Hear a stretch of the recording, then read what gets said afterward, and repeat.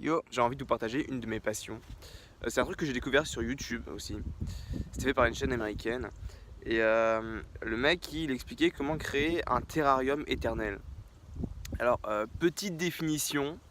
C'est une plante dans un pot qui se fait en plusieurs étapes. Pour que vous ayez une petite image, ça ressemble à ça. Objectif numéro 1, trouver une plante pas trop grande qui pourrait rentrer dans un pot. Voilà, moi j'ai choisi celle-là personnellement. Étape numéro 2, il faut se munir d'un objet qui vous permettra d'extraire la plante. Et oui, en voyage, on n'a pas forcément les outils nécessaires. En temps normal, j'aurais utilisé une pelle, mais là, j'en ai pas. Je vais donc fabriquer mon propre outil.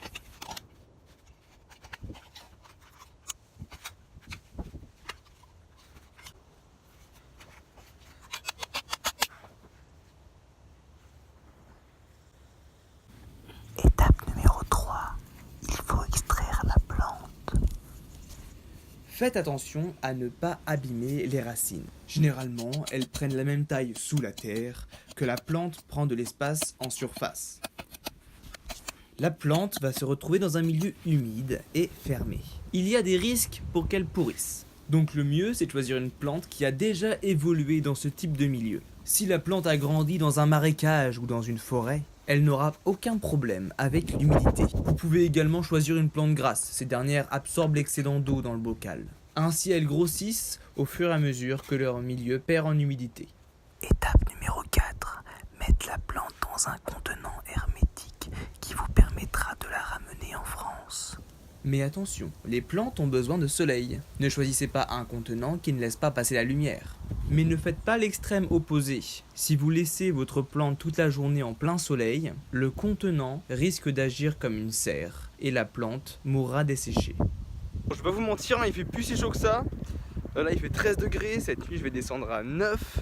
Avec les nuages qui couvrent le soleil, j'ai aussi des problèmes pour recharger mon téléphone avec le panneau solaire.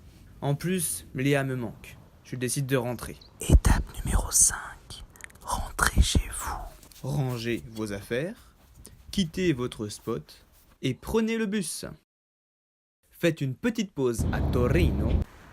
Bonjour, il fait 4 degrés. Maintenant, traversez les Alpes et remontez jusqu'à Paris. De là, vous prenez le métro et vous allez jusqu'à Rennes. J'adore la Bretagne. J'adore la Vilaine. Ah non, c'est pas la Vilaine. Excusez-moi, c'est juste le caniveau. Étape numéro 6, munissez-vous d'un joli pot en verre. Vous comblerez son fond avec du terreau. Ensuite, dépotez la plante et rempotez-la dans le nouveau pot. Si vous le pouvez, rajoutez un peu de la terre d'origine. Peut-être qu'elle contient des éléments importants pour la plante. Puis tassez le tout, il faut que rien ne bouge. Personnellement, je trouve mes bocaux pour vraiment pas cher au magasin Nose. Parfois même les gens les laissent au-dessus des poubelles à verre.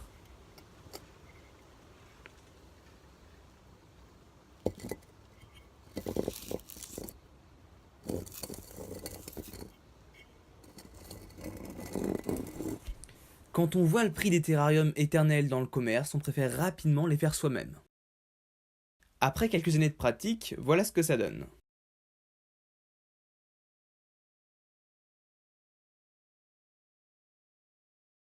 Sur ce, je vous laisse, j'ai du boulot. Je vous explique pourquoi dans la prochaine vidéo. N'hésitez pas à vous abonner si vous ne voulez pas la louper.